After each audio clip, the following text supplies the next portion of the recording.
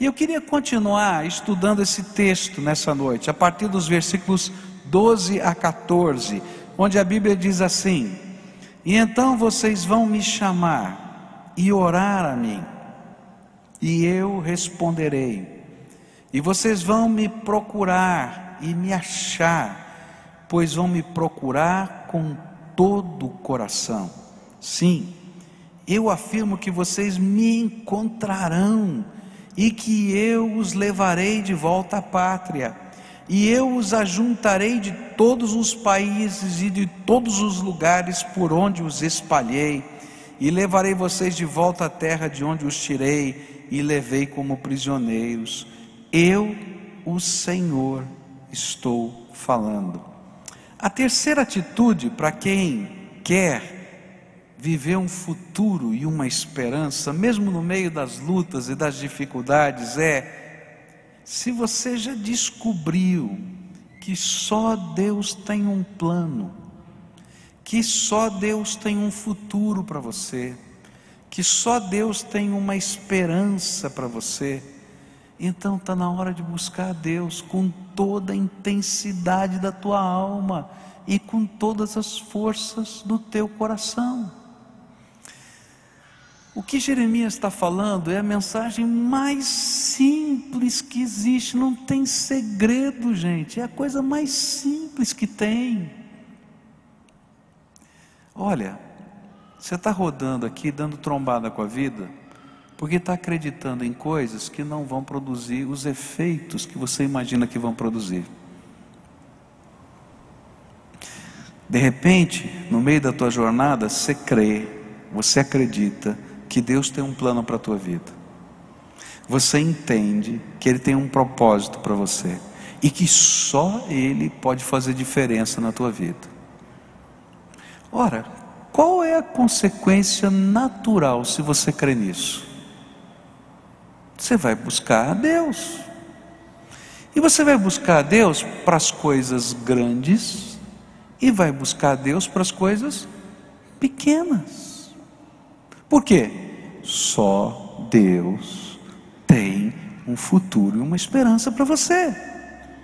E aí você vai buscar a Deus com toda a intensidade do teu coração, com toda a intensidade da tua alma, com todas as forças da tua vida. É isso que diz a Bíblia: amarás o Senhor teu Deus de todo o coração, de toda a tua alma, com todo o teu entendimento, com todas as tuas forças. Quando você crê que Ele é a resposta, que Ele é a solução, que Ele tem algo a fazer, que Ele pode mudar a tua história de alguma maneira, você vai bater nessa porta, e você vai bater intensamente. Por quê? Porque você sabe que você vai encontrar em Deus a resposta das suas promessas. Eu estava na Coreia e ouvimos o testemunho do Paul Yang-cho, um dos pastores que teve um ministério mais grandioso aqui nesses últimos anos no mundo.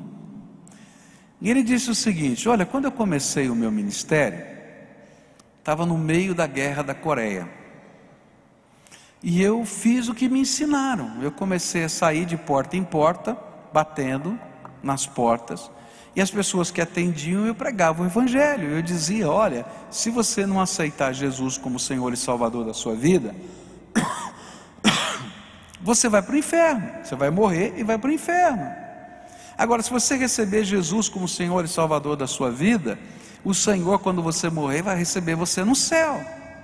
E um dia ele estava fazendo isso, pregando a mensagem do Evangelho, exatamente isso que está escrito na Bíblia. E de repente ele bateu na porta de uma senhora, e aquela senhora então olhou para ele e disse assim: você pensa que eu tenho medo do inferno? Eu não tenho medo do inferno, não, porque o inferno é o que eu vivo todo dia, quando os meus 4 filhos acordam de manhã chorando, morrendo de fome, e eu não posso dar nada para eles comerem, porque a gente está em guerra. Inferno é quando está nevando, como hoje está nevando, e eles estão morrendo de frio, e eles se envolvem em mim, e nós ficamos batendo os nossos dentes, e eu não posso fazer nada por eles. Você até acha que eu tenho medo do inferno? Se o teu Deus não pode fazer nada pela minha vida hoje, eu já estou no inferno, e vou continuar por toda a eternidade. Eu não tenho medo do inferno. E aí esse pastor foi para casa, e ele foi então orar, e ele disse: Deus, eu acho que o Senhor me chamou para o lugar errado, o Senhor chamou a pessoa errada, porque eu não sei pregar, eu não sei falar a mensagem do Evangelho para as pessoas, eu não sei nem o que dizer para aquela mulher, eu não posso voltar naquela casa, eu não tenho nem mensagem. E ele ficou chorando, e orando, e clamando, porque ele se sentiu o pior de todos os homens, o pior de todos os pregadores, o pior de todos na face da terra. E naquele dia Deus começou a falar com o Paul Yanchou, e disse para ele: meu filho,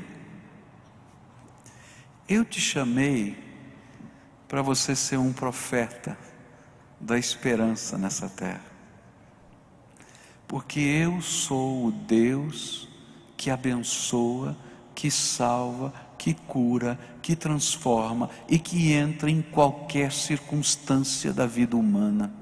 Eu sou o Deus que livra do inferno e que dá o céu, mas eu sou o Deus que não desampara o aflito, eu sou o Deus que recolho no meu odre as lágrimas de cada um que chora, eu sou o Deus que posso intervir no meio de uma guerra, eu sou o Deus que posso intervir em todos os momentos da vida, eu sou o Deus que cura, eu sou o Deus que faz diferença. Então volta para esse lugar, porque você é o homem que eu escolhi para dizer que há um Deus vivo que continua agindo e fazendo diferença nessa terra.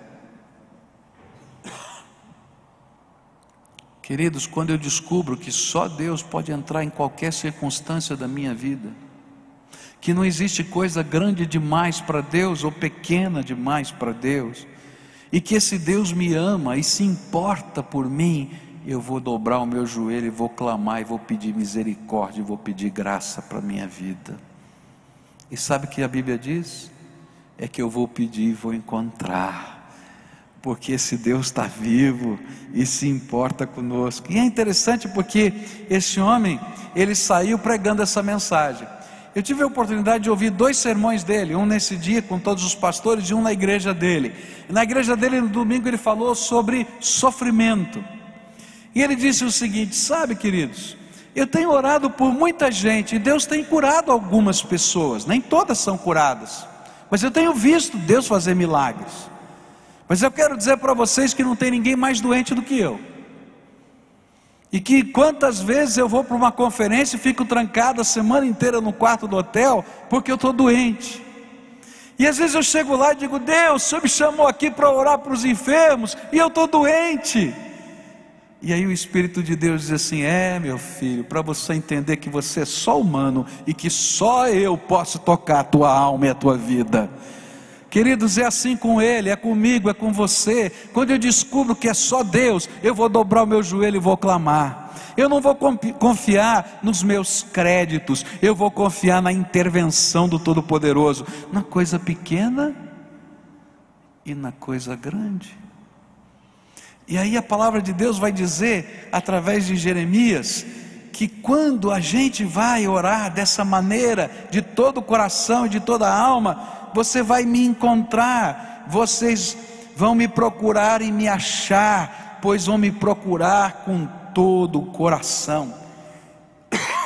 A promessa de Deus a eles lá no passado foi que eles o encontrariam, e quando o encontrassem, Ele faria alguns milagres.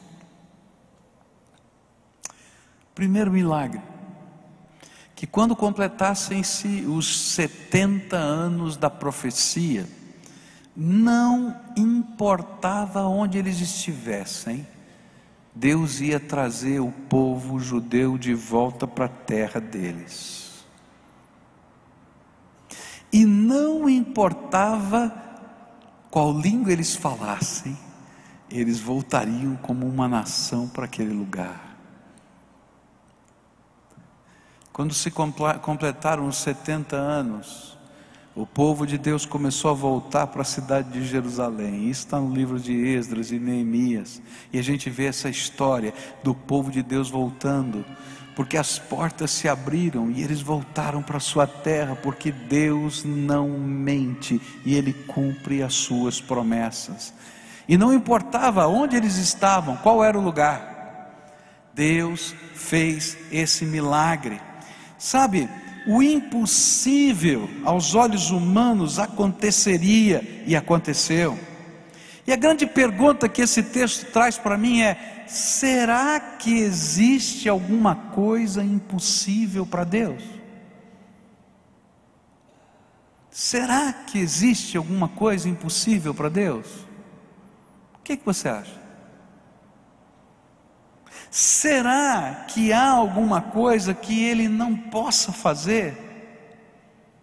Será que existe alguma coisa que Ele não possa consertar? Será que existe alguma coisa que Ele não possa restaurar? Será que existe alguma enfermidade que Ele não possa curar? Será que existe alguma possessão demoníaca que Ele não possa libertar? Será que existe alguma vida quebrada, arrebentada que Ele não possa transformar? Queridos, a Bíblia vai dizer, e eu posso testemunhar de milhares de pessoas que eu tenho visto, que nada é impossível para Deus. Então qual é o segredo? Se você crê que só Deus é a resposta para você, busca a Deus. Agora, sabe qual é, às vezes, a nossa postura de busca a Deus? É uma postura religiosa. A gente diz assim: qual é a obrigação para buscar a Deus? E aí eu imagino que buscar a Deus é eu comprar uma vela do tamanho da gente e acender a vela, ou fazer uma promessa, tá, de dinheiro ou de sacrifício humano para a gente buscar a Deus. Eu já vi algumas coisas muito esquisitas. Eu vi um cidadão que comprou um chicote, não estou brincando, amarrou umas pontinhas de ferro nesse chicote e fez uma promessa para Deus que ele ia chicotear suas costas até sangrarem e virarem um banho de sangue, para que Deus ouvisse a sua oração. Será que é isso que é buscar a Deus? E aí ele foi para o meio de uma praça pública e pegava o chicote e batia para um lado, e pegava o chicote e batia para o outro. Aconteceu, de verdade, eu vi. Mas será que é isso que significa buscar a Deus? Queridos, não é isso que Deus está querendo de você. Sabe o que Deus está querendo de você? É que você tranque a porta do teu quarto, lá na intimidade da tua casa, e comece a falar com Ele: papai, estou numa confusão que você não imagina, e eu não sei o que fazer, e eu vou ficar na tua presença, e eu vou buscar a tua face, e eu vou incomodar o Senhor todo dia, toda hora, e eu quero aprender do Senhor. Eu vou deixar o Senhor falar comigo, o Senhor usar a tua palavra para falar comigo, porque eu quero saber, e eu quero aprender, e eu quero experimentar. E sabe o que acontece? A Bíblia diz: batei e abrir-se-vos-á, buscai e achareis, pedi e dar-se-vos-á. Não como uma atitude litúrgica que a gente faz e cumpre a obrigação, não, mas num santo relacionamento com o Deus Todo-Poderoso. E sabe o que vai acontecer? Esse Deus Todo-Poderoso vai se revelar no meio da tua fraqueza, e Deus vai fazer milagres. Eu estava casado, novinho, começo do meu ministério.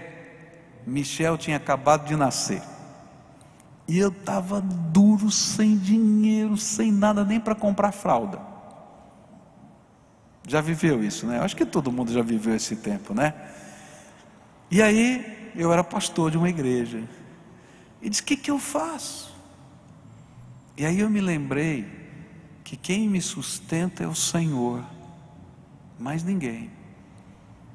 Eu me lembro que era uma quarta-feira à noite, estava todo mundo dormindo, a minha esposa amamentava, estava dormindo, Michel estava dormindo, e eu fui para a sala, me ajoelhei do bar, na beira do sofá, e comecei a orar. Falei: Deus, tem que pagar essa conta, aquela conta, aquela conta. Já fez oração assim? Eu já. Pagar essa conta, eu não sei como é que eu vou fazer, não dá. E eu voltei lá no outro dia, ninguém viu, só eu era o chefe daquela casa, eu sou o responsável. Eu fui falar com o meu patrão, que é Deus.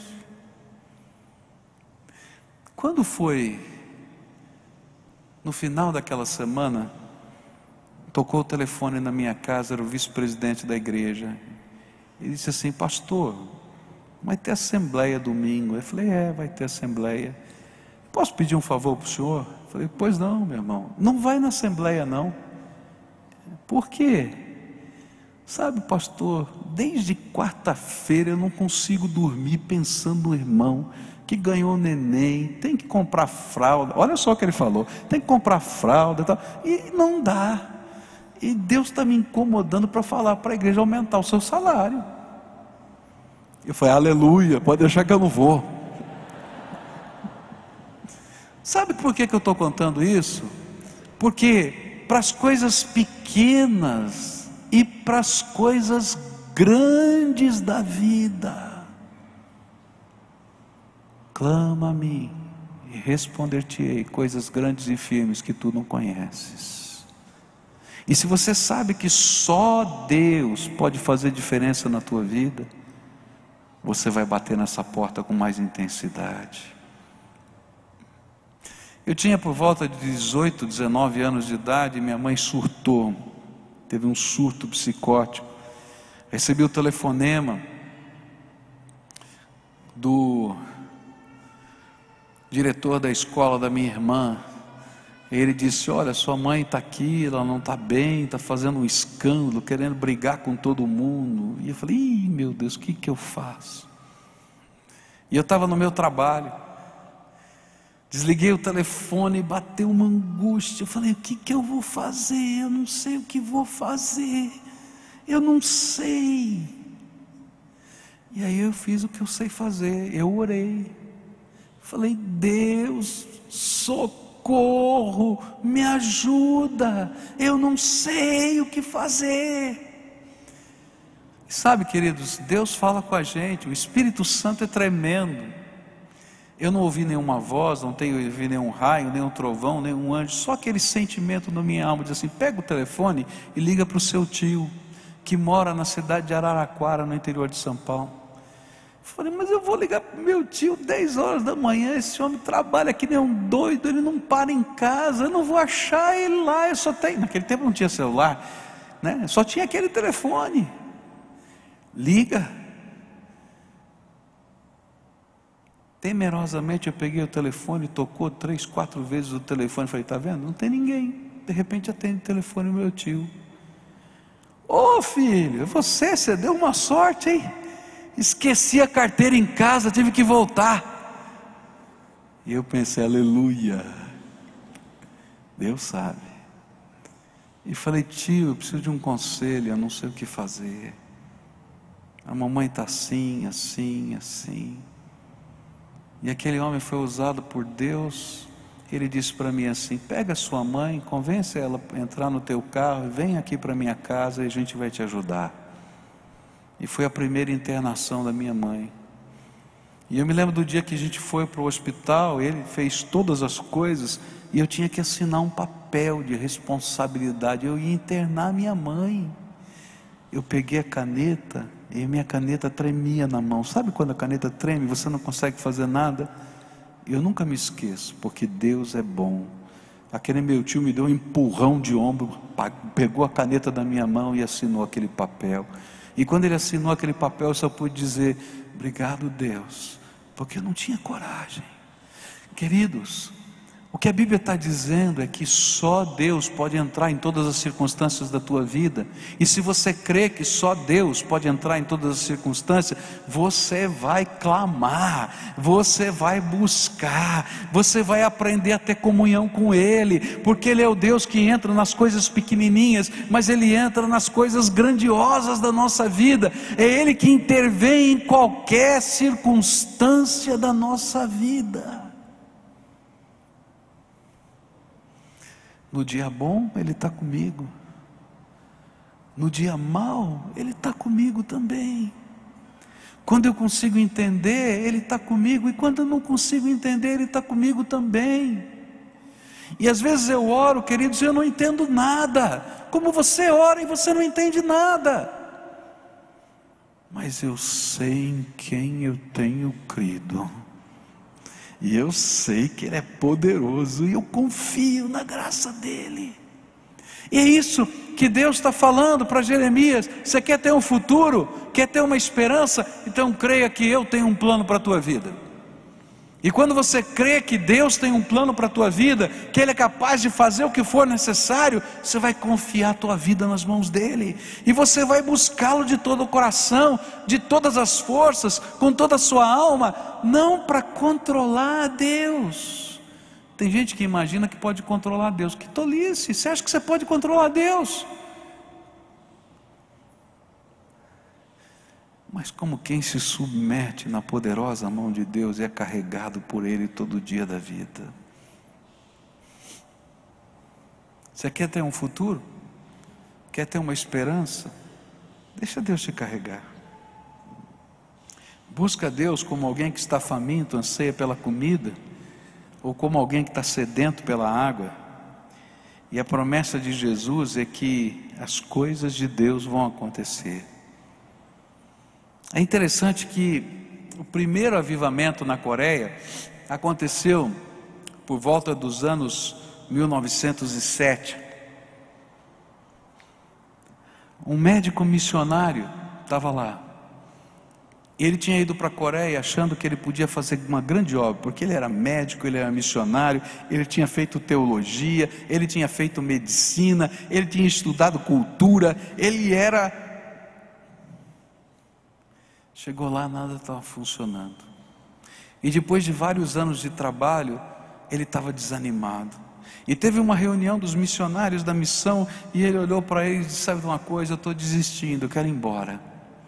Eu não consigo fazer esse trabalho. Eu não sei fazer esse trabalho. Eu não posso fazer esse trabalho. Eu achava que eu era capaz, mas eu não sou. E ele, com os outros 16 homens que estavam naquela casa, começaram a chorar e se arrepender pelo seu orgulho, e fizeram o que precisavam ter feito desde o primeiro dia. Só Deus, clama a mim. E disseram: Deus, a gente não sabe, a gente não pode, tenha misericórdia de nós. E começou um quebrantamento e um choro, uma confissão de pecado, uma confissão de orgulho. E eles saíram daquela reunião e convocaram uma reunião de todos os evangélicos, dos líderes evangélicos daquele país naquela época. Eram 300 pessoas só, todos. E eles contaram isso para eles: olha, nós viemos aqui confessar para vocês o nosso pecado, nós somos os missionários, os 16. Mas olha, nós tivemos uma reunião e nós viemos para cá cheio de orgulho, cheio de sabedoria humana, e não está funcionando, a gente está querendo ir embora. Mas naquele dia, naquela reunião, a gente sentiu a presença de Deus, a gente orou a Deus, Ele falou conosco, e de repente a mesma coisa que tinha acontecido com os 16 naquela sala, aconteceu com os 300. E eles começaram a chorar e buscar a face de Deus. E os 300 foram para suas igrejas e reuniram as suas igrejas e disseram a mesma coisa. Sabe, gente, a gente acha que sabe, que a gente pode, que a gente acontece, que a gente faz, mas não está funcionando. E nós lá, os nossos missionários choraram e se arrependeram, e nós como líderes nos arrependemos também. E as igrejas começaram a chorar e se arrepender. E sabe o que aconteceu? Deus começou a derramar poder e graça, Deus começou a derramar do seu Espírito Santo, e só naquele ano 36% a igreja da Coreia cresceu num único ano. Mais de 1/3 da igreja se converteu naquele ano.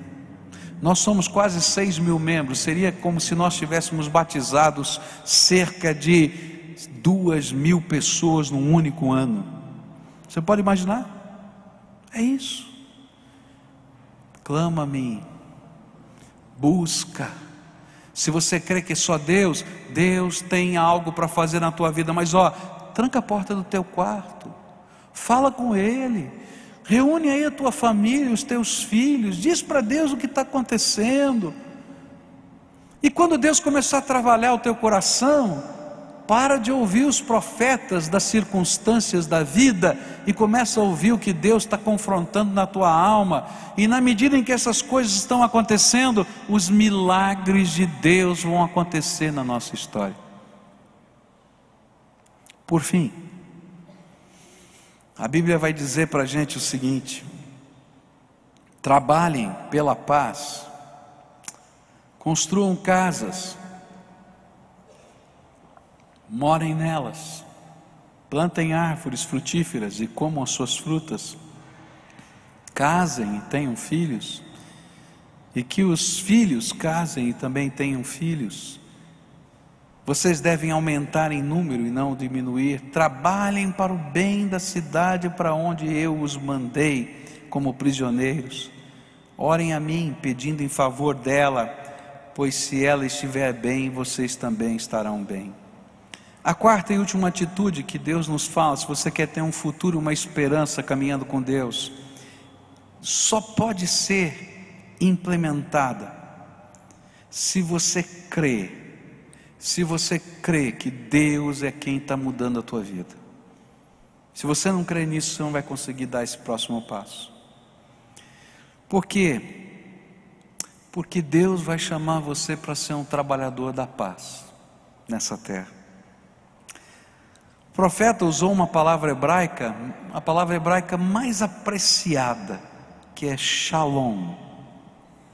Toda vez que um israelita encontrava um outro israelita, ele lançava uma bênção sobre ele: que a paz do Senhor esteja sobre você. Ele dizia shalom de Deus. Isso significava que toda sorte de bênção, prosperidade e paz que possam provir de Deus, venham sobre a sua vida. Agora você pode imaginar o que significava esta mensagem para esses homens que eram prisioneiros naquela terra? Deus está dizendo assim: se vocês querem ter um futuro e uma esperança, vocês precisam ser aqueles que em meu nome ministram a paz aos seus inimigos e aos seus amigos. Aos seus inimigos e aos seus filhos, a todas as pessoas que estiverem no seu caminho. E queridos, só consegue fazer isso quem já descobriu que só Deus. Só consegue fazer isso se você já aprendeu a buscar esse Deus Todo-Poderoso de todo o coração e crê de toda a alma que Ele pode usá-lo como instrumento de bênção para levar a paz de Deus tanto a inimigos como a amigos. Por isso Ele desafia aquele povo a levar essa paz, primeiro para si mesmo. E Deus vai dizer assim: construam casas e morem nelas, plantem árvores frutíferas e comam as frutas. E nesse sentido, isto representava parar de chorar, parar de resmungar, parar de reclamar, mas fazer as mudanças necessárias e preparar-se para o projeto que Deus teria para eles. Estava lá um bando de gente naquela terra. e todo mundo sentado no chão, nas tendas, passando fome, passando necessidade, chorando e resmungando. Ah, que vida difícil, ah, que desgraceira, ah, que coisa terrível, o templo de Deus foi destruído, a minha casa queimou, a minha roupa linda ficou lá, ah, que coisa ruim, ah, que coisa ruim. E Deus falou: acorda, você quer que eu tenha um plano para você, que tenha uma esperança? Para de chorar, para de resmungar, para de reclamar e constrói uma casa. Como? Planta um jardim. E olha, faz esse jardim ter bastante coisa comível. Você está com fome? Olha o que Deus está falando para a gente. Tem muitos de nós que estamos perdendo a bênção. Perdendo a bênção de Deus. Não porque Deus não ouça. Não porque Deus não tem um plano.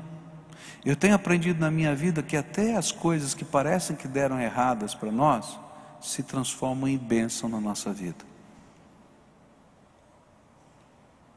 E toda vez que eu fico carregando a minha amargura dentro da minha alma e chorando as coisas que aconteceram, eu perco a bênção daquele momento que Deus está fazendo para nós.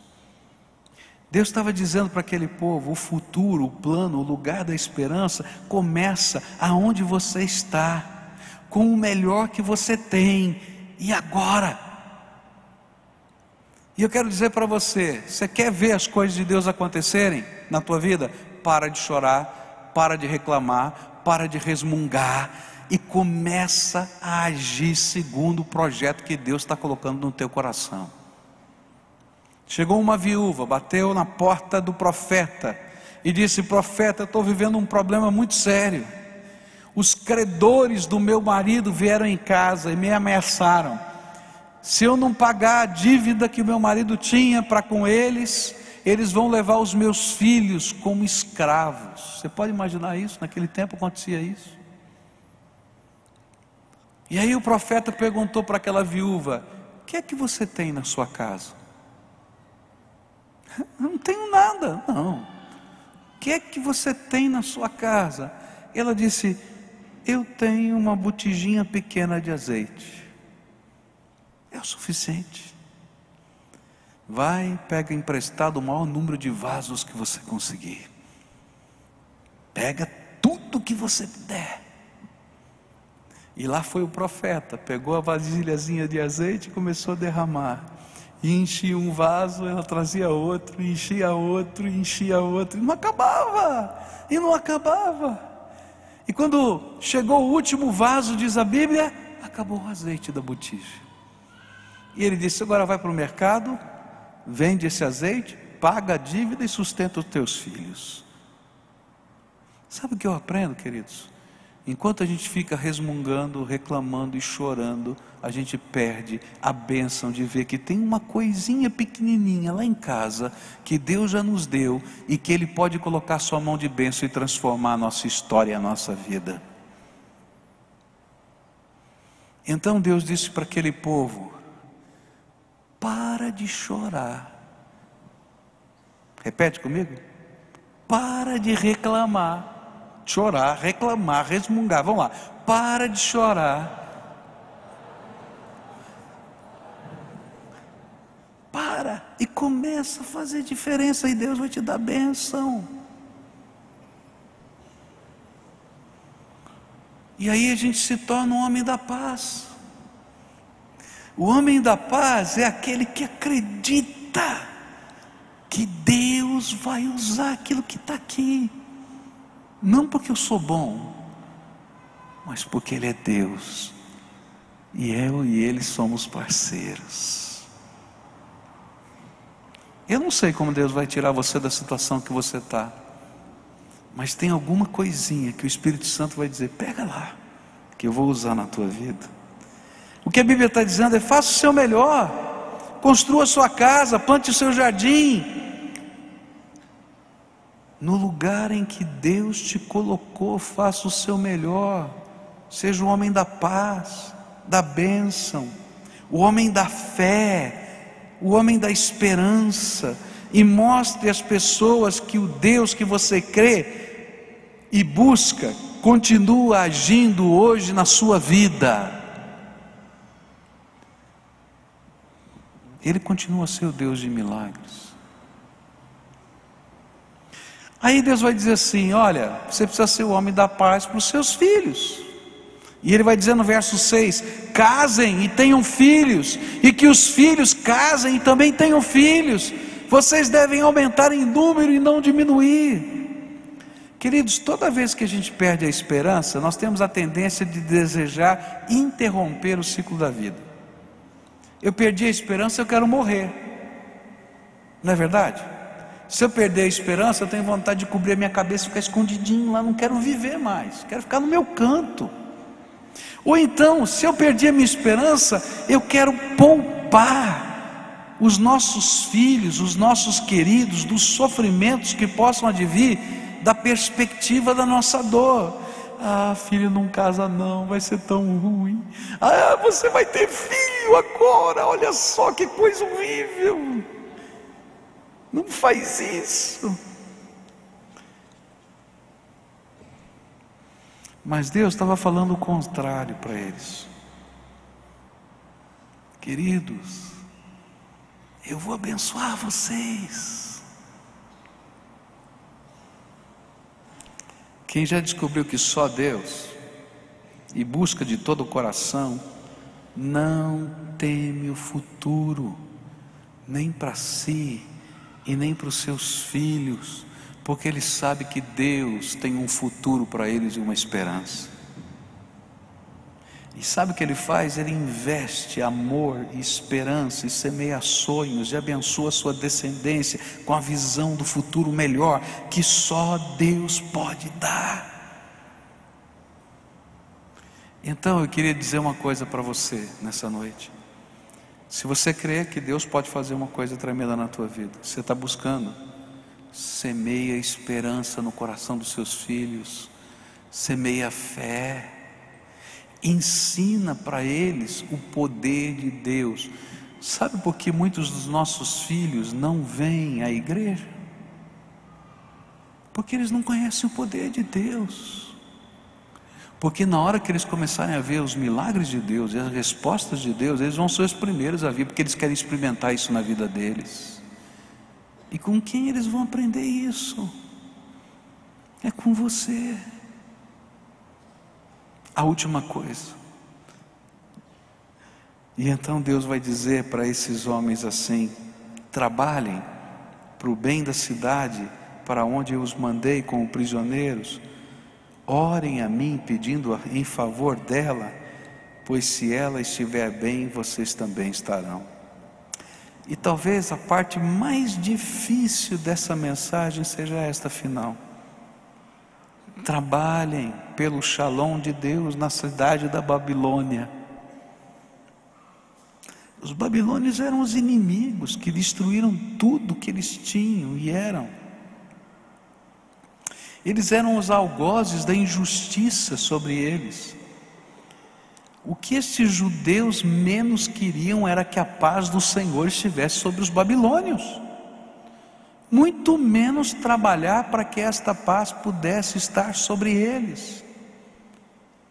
Mas a nossa paz não está no sofrimento dos nossos inimigos, mas na descoberta que eles podem fazer, que esses homens e essas mulheres podem fazer, que só Deus tem um futuro e uma esperança para eles também. E toda vez que nós carregamos a nossa dor, nós somos escravos dos que nos fizeram sofrer. E eles não estão nem aí com isso. Mas toda vez que podemos vislumbrar um futuro melhor, somos libertos da nossa dor e deixamos de ser escravos dos que nos impuseram sofrimento. E quando trabalhamos pelo Shalom de Deus para com todos os homens, nós impactamos habitamos a terra com o poder e a graça de Deus, pois nos tornamos homens e mulheres de Deus onde o Senhor nos colocou. E eu termino lembrando a história de alguns homens da Bíblia. Daniel era um moço que estava no meio desses homens que tinham sido levados para a Babilônia. Ele foi arrancado da sua casa, da sua família, dos seus amigos e colocado dentro da corte. Não podia mais falar o hebraico, não podia mais fazer oração, não podia mais nada. E esse homem disse: eu vou ser uma bênção nessa terra, eu vou temer a Deus, vou me guardar para honrar o Senhor, mas vou ser o melhor homem dentro desse negócio aqui chamado Babilônia. E Deus começa a usar esse homem como profeta, e ele revela os sonhos do rei, e ele se torna um ministro do rei. Deus usa a vida desse homem. Vou lembrar a história de Sadraque, Mesaque e Abidnego, 3 homens desse mesmo tempo, amigos de Daniel, homens que se comprometeram com Deus e que eram homens de paz. E quando o rei disse: olha, vocês não se curvaram para mim, vou jogar você na fornalha ardente, eles disseram: bom, tudo bem, o senhor pode me jogar na fornalha ardente, Deus é poderoso para me salvar se Ele quiser, mas se Ele também não quiser, não faz mal, eu vou para lá, porque Deus é Deus e só Deus para a minha vida, e acabou.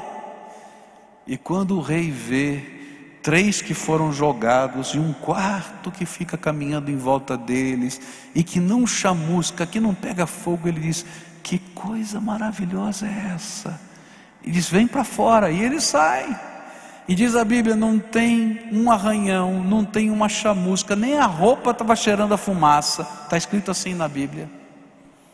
E ele diz: o que aconteceu?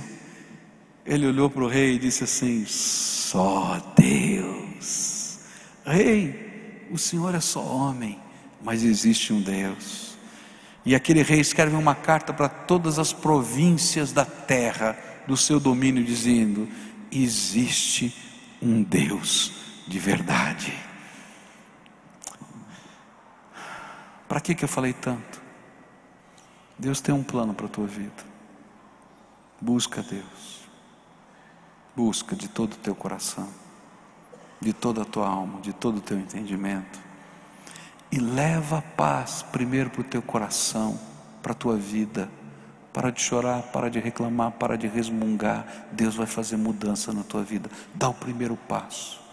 Pega a botija de azeite que está na tua casa e crê que aquilo Deus vai usar para a glória dele na tua vida. E queridos, a botija de azeite é uma ideia, é um sonho, é um trabalho, é um gesto, é um carinho, sei lá o que é, Deus sabe. Abençoa os teus filhos. Para de reclamar, para de resmungar, para de chorar, porque senão os seus filhos só vão aprender a reclamar, resmungar e chorar. E vai dizer para eles: filhos, Deus é bom e nós vamos fazer alguma coisa tremenda juntos. E eles vão ver a glória de Deus na sua casa. Ora junto com eles pelos milagres, e eles vão ser os primeiros a vibrar e dizer: que Deus tremendo é esse que responde orações. Abençoa os teus filhos, fala dos sonhos de Deus e pede sonhos para Deus, para os seus filhos, e você vai ver quanta coisa Deus vai fazer. E se tem alguém que está te fazendo sofrer, fala: Senhor, eu quero meu coração livre, e vou abençoar essa pessoa, que a paz do Senhor esteja lá. Porque quando essa pessoa descobrir que só o Senhor faz isso, ninguém pode com o Senhor. Queria orar com você, vamos orar juntos? Fica de pé, todo mundo que está aqui. Essa mensagem é para todos nós, não é verdade? Essa mensagem é para mim e para você. Para de ouvir os profetas desse tempo. Saiba que só Deus pode tocar a tua vida. Busca o Senhor. Vai lá para a tua casa, fecha a porta do teu quarto, deixa Deus falar com você. para de chorar, para de reclamar, para de resmungar e começa algo novo no poder e na sabedoria de Deus. O que eu vou pedir é para Deus abençoar a tua vida. Você concorda com isso? E vou pedir uma bênção muito especial, porque se eu pedir um milagre de Deus, seja uma cura, uma libertação, uma transformação, depois de amanhã, daqui a 1 mês, ou 3 meses, você vai precisar de uma outra cura, porque nosso corpo está falecendo todo dia. Mas a bênção que eu quero pedir é que você conheça a voz do Espírito no teu coração, que você creia no poder de Deus, que você busque a face de Deus. Sabe por quê, queridos? A maior de todas as bênçãos é Jesus andando com a gente todo dia, não tem outra. E se você conhecer o Senhor, todas as outras bênçãos vêm com Ele. Alguém me perguntou um dia: Pascoal, você vai assumir esse ministério aí novo com relação à Convenção Batista Brasileira? E a tua saúde? E a saúde da tua esposa? Dia 4 agora ela vai voltar ao médico para saber se ela vai precisar ser operada ou não. Eu não sei o que vai acontecer. E eu disse para aquela pessoa o que eu creio. Não importa o que aconteça, não importa. Eu creio num Deus que pode me curar de qualquer enfermidade, e vou buscar, porque Ele é bom para fazer isso. Mas se Ele não quiser me curar, eu vou continuar com Ele, porque Ele é Senhor que sustenta a minha vida. E se for para ir ficar arrastando a minha perna até o lugar que Ele mandar, eu vou, porque Ele sabe por que eu preciso arrastar essa perna.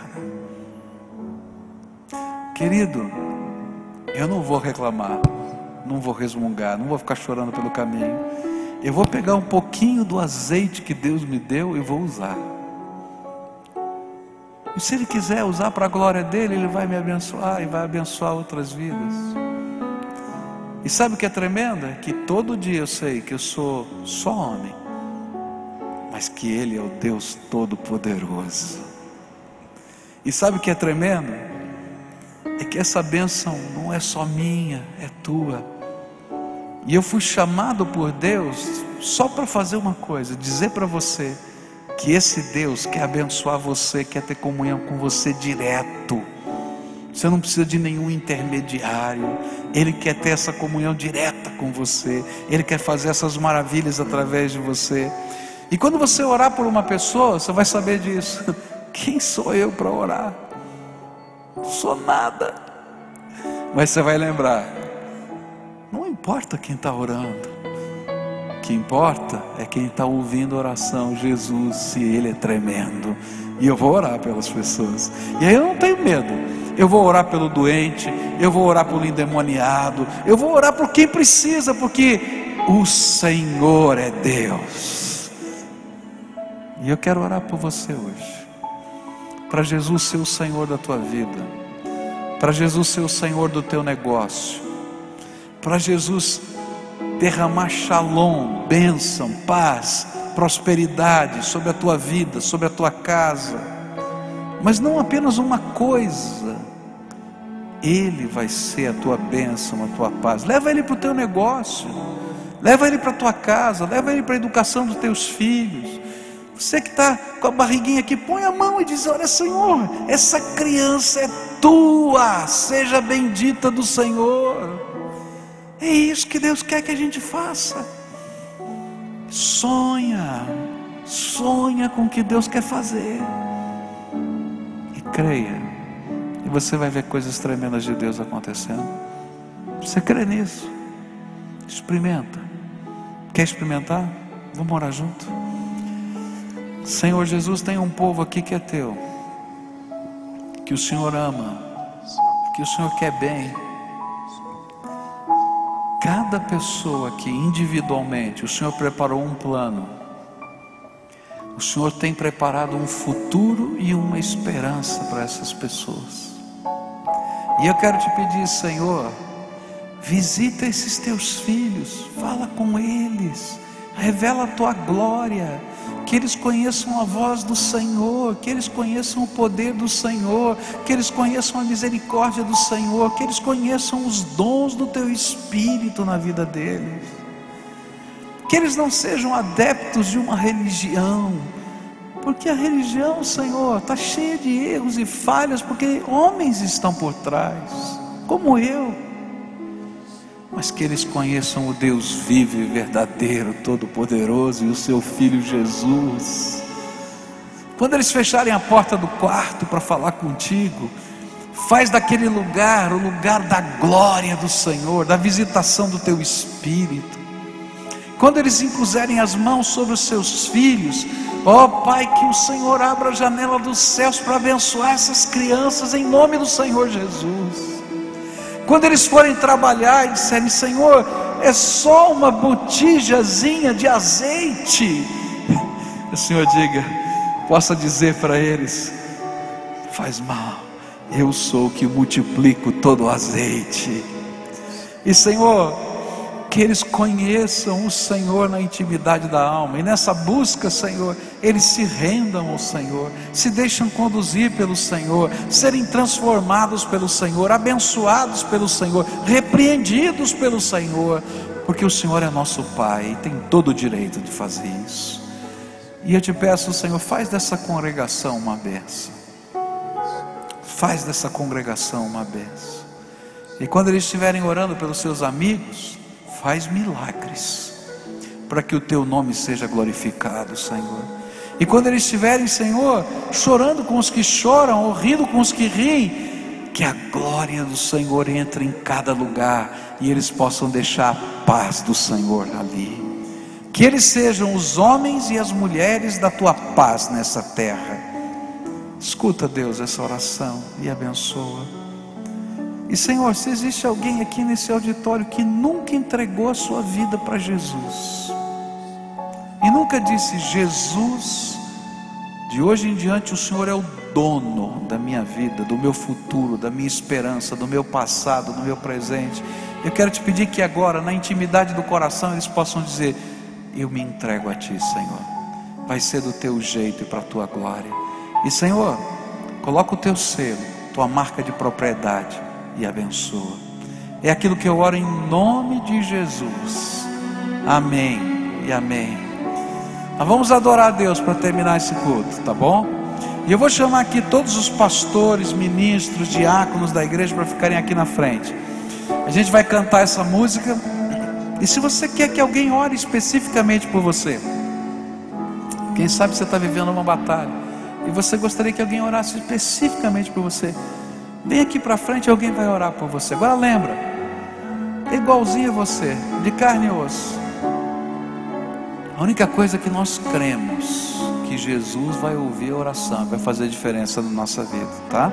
E se você hoje tomou uma decisão de receber Jesus como Senhor da tua vida, deixar Ele ser o dono do teu coração, vem para cá e diz para uma dessas pessoas: olha, eu quero saber qual é o próximo passo, eu não sei o que fazer.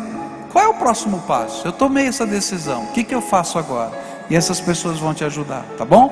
Então, enquanto a gente canta, o povo de Deus vai vir aqui para orar por você. E se você quiser, vai chegando junto com eles, se aproxima dele e diz: ora por mim.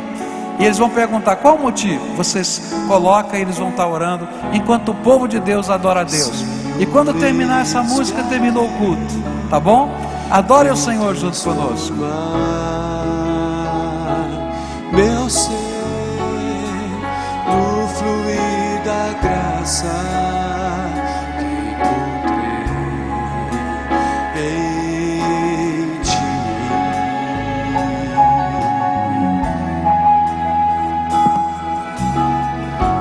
Senhor, descobri que as fraquezas caem em mim, podem ser vencidas no poder do teu amor.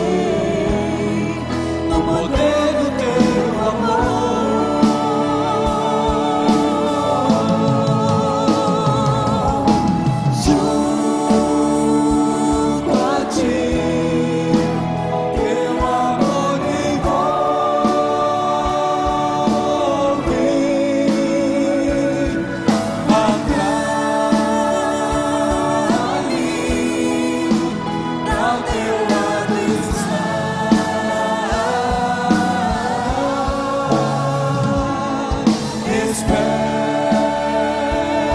em ti e subo como águia nas asas do Espírito. Contigo voarei no poder do teu amor.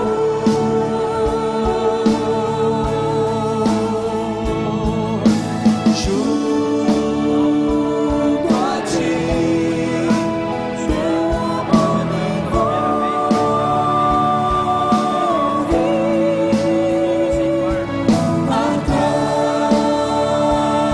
Atrai-me pra o teu lado estar.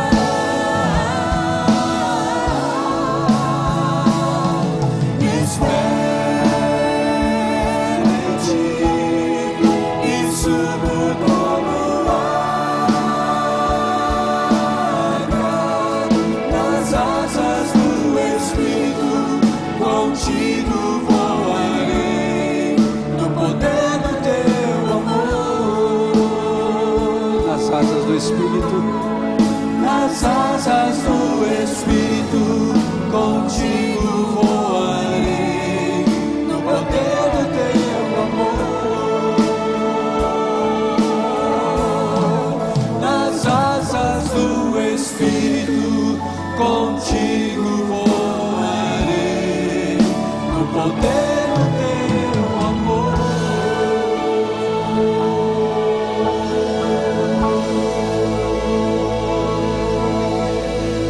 aleluia, amém, amém, amém, amém. Querido, vá na graça do Senhor Jesus, que a boa mão do Senhor esteja sobre a sua vida durante toda essa semana, e nos vemos nos cultos que temos pela frente. Deus abençoe você.